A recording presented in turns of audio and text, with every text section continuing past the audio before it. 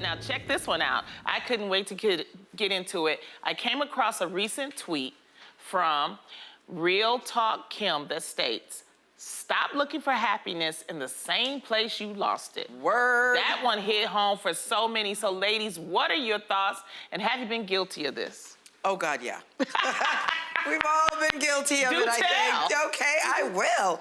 I think sometimes you think, oh, if I go back to this relationship, maybe I'll be happy if I... And I revisited one in particular, and no, not so much. I think, you know, happiness comes from you, and I think someone can add to your happiness, but I don't think someone can make you happy. Yes. Why do you think people go back, though?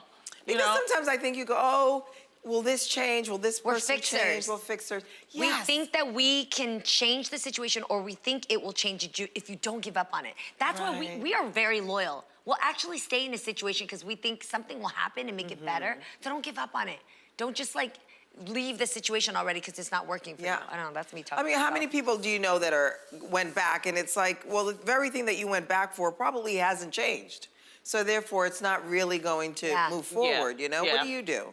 Well, you know, even like when I'm starting a project, what I usually do is I start a mission statement. Like when I'm writing my books, I'll start writing a mission statement, because sometimes when you write a book, for me, it takes me a long time to write a book, 9 months to a year. Sure.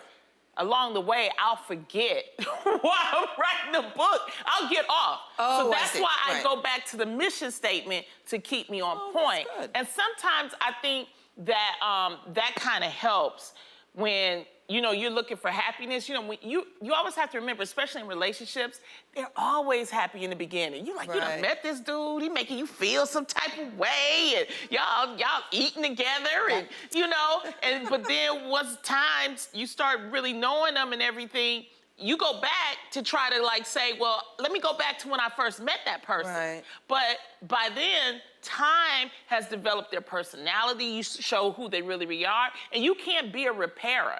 And I think people try to go back and be a repairer because they're like, no, I was happy back then. And it's like, no, it's gone. So once it's gone, it's gone. So the same thing like in life, like if I'm, you know, working on a project, I go back to what is my mission? What was my initial reason for doing this?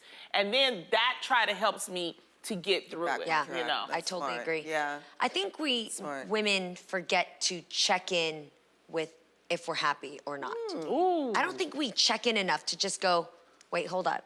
Let me silence the noise. Let me put his calls on hold for a second. Let me just check in with me. Am I happy right now? And we don't ask that question because the answer most of the time is that you're not. And you know what you need to do in order to change that situation, but we don't want to do it because we want to wait for things to change instead. Right. So I feel like as I got older, I now have this real quick filter it's almost like a temperature stick to be like, does that person make me happy? Does that event make me happy? Will this job make me happy? And whatever that answer is, I got to move towards the win, man, where you just know you're going to surrender anything that's going to give you more stress. Right. But don't you think sometimes you get like, you're afraid to move? Yes. Yes. Because you're like... Change is definitely scary. Yeah. So what do you do when you have that fear? Because that's another reason why people, you know, they sacrifice their happiness because they're afraid of what may be out there on the other side. Well, that's the crazy thing. It's like a muscle. You gotta flex it enough to start feeling it strengthen. Change is so good. And when you feel what it's like to shake yourself up a little bit and get yourself going on your own 2 feet, it's actually a freeing feeling. But you got to try it a few times before you go, oh, it's not so bad. Right. Okay. And also, you can do a, you know, pros and con list. You know what I mean? What are the pros? How do I feel? What are the cons? Yeah. And then if there's more pros than cons, then you got to make a decision, right? Yeah. But I think I do like the checking in to go, am I happy outside of all that? Outside of all the noise and everything? And then you can really make a decision, I hope. That's some good advice. Y'all worth something.